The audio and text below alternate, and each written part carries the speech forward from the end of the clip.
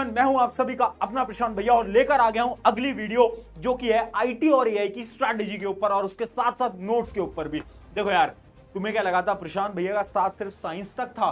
नहीं, साइंस के बाद एसएसटी तक भी, एसएसटी के बाद हिंदी भी, हिंदी के बाद मैथ्स भी, और अब बचा है तुम्हारा आखिरी एग्जाम जो कि है आईटी या फिर एआई का एग्जाम।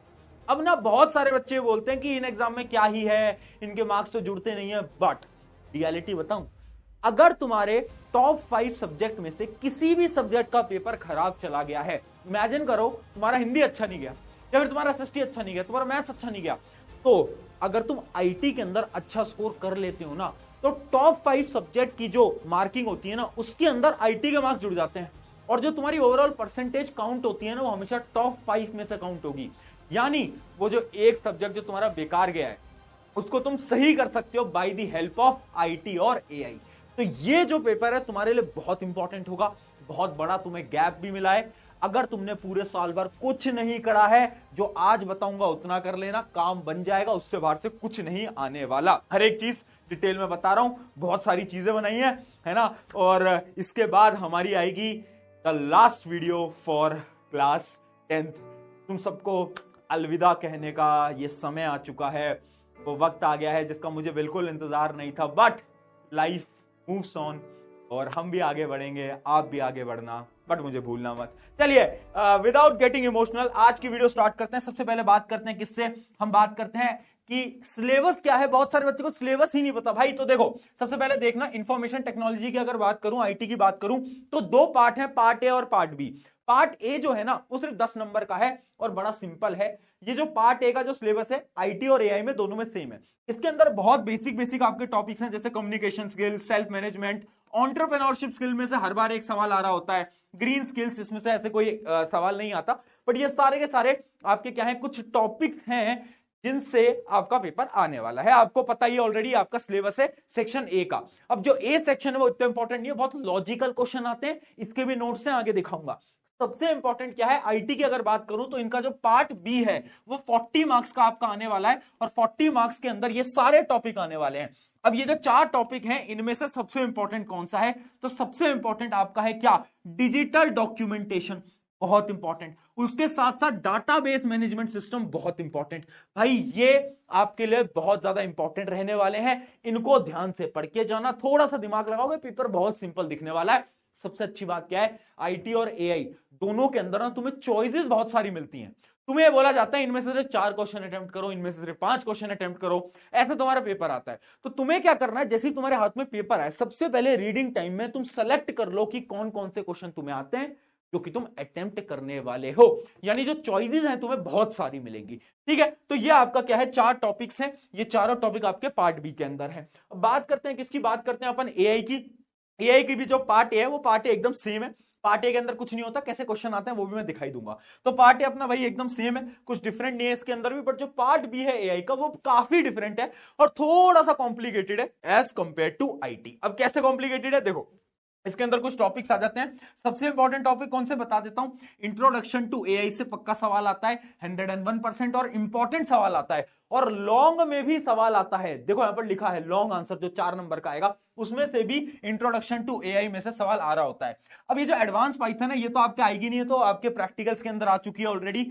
इसके बाद एक और चीज इंपॉर्टेंट है जो कि आपकी क्या, ये, ठीक है। तो कुछ इंपॉर्टेंट मैंने आपको यहां पर बता दिया, ये आपका सिलेबस है ऑलरेडी, आपको पता होगा। अब बात करते हैं भैया पढ़ने कैसे है, नोट्स वोट्स बनाए हैं क्या भैया, क्या भैया आपने इंपॉर्टेंट क्वेश्चंस भी बनाए? मैंने कहा बिल्कुल बनाया बेटा, है ना, तेरे को ऐसे छोड़ नहीं सकता था मैं अकेला, है ना, जब सारे सब्जेक्ट में मदद करी तो यहां पर कैसे तेरा हाथ छोड़ देता। तो ये रहे आपके आईटी और एआई के नोट्स जो कि डिस्क्रिप्शन के अंदर है। अब ना इसके अंदर ना मैं आपको नोट्स का भी दिखाऊंगा भी सैंपल, जैसे यहां पर ना आपको मैं दिखाता हूं, ये आपके आईटी का एक चैप्टर है, उसके कुछ नोट्स है, मैं थोड़ा सा जूम करके दिखाता हूं, है ना, डिजिटल डॉक्यूमेंटेशन के। तो उसमें आप देख सकते हो हमने सारे टॉपिक को शॉर्ट कर करके लिखा है। तो अब आपको अपनी किताब पढ़ने की जरूरत नहीं है, अगर आप इन नोट्स को भी पढ़ लोगे ना तो भी काम चल जाएगा। बस आपको ये नोट्स पढ़ लेना है, जैसे आपका एंटरप्रेन्योरशिप स्किल के नोट्स है। अब इसमें पता क्या है, इसमें हमने टॉपिक वाइज इंपॉर्टेंट क्वेश्चंस भी दे रखे हैं। जैसे कि देखो टॉप 10 क्वेश्चन जो सवाल पेपर के अंदर पूछे जा चुके हैं, और ये जो सेक्शन ए वाला पार्ट है ना, जो कि 10 नंबर का आएगा, इसमें बहुत छोटे छोटे सवाल आते हैं, स्पेशली एमसीक्यू आते हैं। और छोटे सवाल कैसे आते हैं, व्हाट इज एंटरप्रेन्योर ऐसे लॉजिकल सवाल आ रहे होते हैं। तो जो सवाल पूछे जा सकते हैं वो भी आपको नोट्स के अंदर हमने दे दिए हैं। ऐसे नोट्स हमने आईटी के बनाए हैं और एआई के भी बनाए हैं। पिछले साल आईटी के बनाए थे, बच्चे बहुत नाराज थे एआई वाले। मैंने कहा इस बार एआई तेरे साथ भी खड़ा हूं मैं, तो तू टेंशन मत ले, तुम्हारे लिए भी नोट्स है। थोड़े से मैं आपको नोट्स दिखा भी देता हूं। जैसे आपका एंटरप्रेन्योरशिप स्किल पार्ट 2 ये कॉमन है बेटा, आईटीआई पार्ट ए जो है वो कॉमन है। तो उसके आपको मैं नोट्स दिखाऊं तो आप देख सकते हो, बड़े क्रिस्प नोट बनाए हैं। सब कुछ लिखा है कि एंटरप्रेन्योरशिप क्या होता है, बिजनेस एक्टिविटीज कितने टाइप की होती हैं। आपको बस इन नोट्स को प्रिंट कराना है और उसके बाद क्या करना है, आपको इनसे पढ़ लेना है। तो ऐसे हमने देखो सारे के सारे चैप्टर्स को बहुत समराइज करा है। फिर मैंने एमसीक्यू भी दिए हैं कि क्योंकि इधर से बहुत सारे एमसीक्यू आते हैं, तो एमसीक्यू भी मैंने यहां से दिए हैं, टॉप 5 एमसीक्यू। और एमसीक्यू के बाद मैंने आपको यहां पर क्वेश्चंस भी दिए हुए हैं। यानी थ्योरी पढ़ी, एमसीक्यू प्रैक्टिस करे, क्वेश्चन प्रैक्टिस करी, काम खत्म, tata bye bye good bye.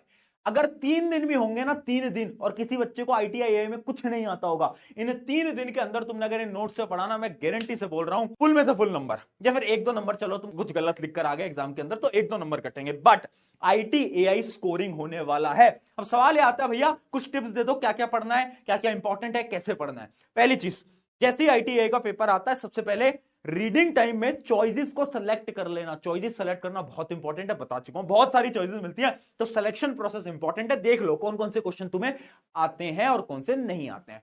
दूसरी चीज, पेपर आसान आएगा, दिमाग के अंदर इस चीज को सोच के जाओ। अब कुछ फाइनल टिप्स मैं आपको दे देता हूं यहां पर, तो ध्यान से देखना बेटा क्या क्या फाइनल टिप्स हमारी होने वाली है। सबसे पहली हमारी फाइनल टिप क्या है कि MCQ practice is very very very important. देखो यार, बहुत सारे क्वेश्चंस तुम्हारे एमसीक्यू के आएंगे। अब ये मतलब नहीं है कि एमसीक्यू के अंदर तुम चीटिंग कर रहे हो, सामने वाले से पूछ रहे हो 1 2 3 ऐसे करके चीटिंग नहीं करनी है ना। आखिरी एग्जाम है, बिना चीटिंग के दे देना भाई, फंस मत जाना, दिक्कत हो जाएगी। तो इसलिए एमसीक्यू ज्यादा पूछे जाते हैं, तो एमसीक्यू की प्रैक्टिस जितनी ज्यादा करोगे उतना ज्यादा तुम्हारा भला है। पर एमसीक्यू आसान भी आते हैं, ज्यादा टफ भी नहीं आते। तो एमसीक्यू के क्वेश्चंस प्रैक्टिस करो, वैसे मैंने नोट्स में दिए, बट अगर तुम और भी ज्यादा करना चाहते हो तो मुझे कमेंट में बताना, टेलीग्राम के ऊपर मैं और ज्यादा एमसीक्यू वाले क्वेश्चंस की प्रैक्टिस तुम्हारी करवा दूंगा। डन बेटा। तो सबसे पहले तो एमसीक्यू की बात यहां खत्म हो गई। अगली चीज, डायरेक्ट क्वेश्चन आते हैं। आईटी के अंदर तो एकदम डायरेक्ट क्वेश्चन आते हैं, एआई के अंदर थोड़े से घुमाकर क्वेश्चन आते हैं, बट उतना डिफिकल्ट नहीं आता। ऑलमोस्ट सारे क्वेश्चन डायरेक्ट आते हैं, घबराना नहीं है। अगली चीज, थ्योरी सही से याद कर लेना। भाई डायरेक्ट सवाल आते हैं थ्योरेटिकली, तो थ्योरी को रट लेना। क्या बोला मैंने, रट लेना, क्योंकि डेफिनेशंस आएंगी, बहुत सारी टर्म्स पूछी जाएंगी, वो टर्म्स तुम्हें पता होनी चाहिए। अगर वो टर्म्स तुम्हें नहीं आती होंगी तो नंबर नहीं मिलेंगे। इसलिए मैं बोल रहा हूं जो डेफिनेशंस हैं, जो टर्म्स हैं, वो रट लेना, क्योंकि डायरेक्टली आ जाता है क्वेश्चन 1 नंबर का, 2 नंबर का, है ना, आपका 4 नंबर का डायरेक्टली आ जाता है कुछ डेफिनेशंस के ऊपर, तो आपको पता होना चाहिए। टर्म्स दिमाग में छाप लेना, डायरेक्टली लिखा हुआ है, टर्म से सवाल बार बार पूछे जाते हैं, ज्यादा लॉजिकल सवाल नहीं आते, थ्योरेटिकल सवाल ऑलमोस्ट सारे पूछे जाते हैं। और फाइनल चीज, last video of class 10th is coming.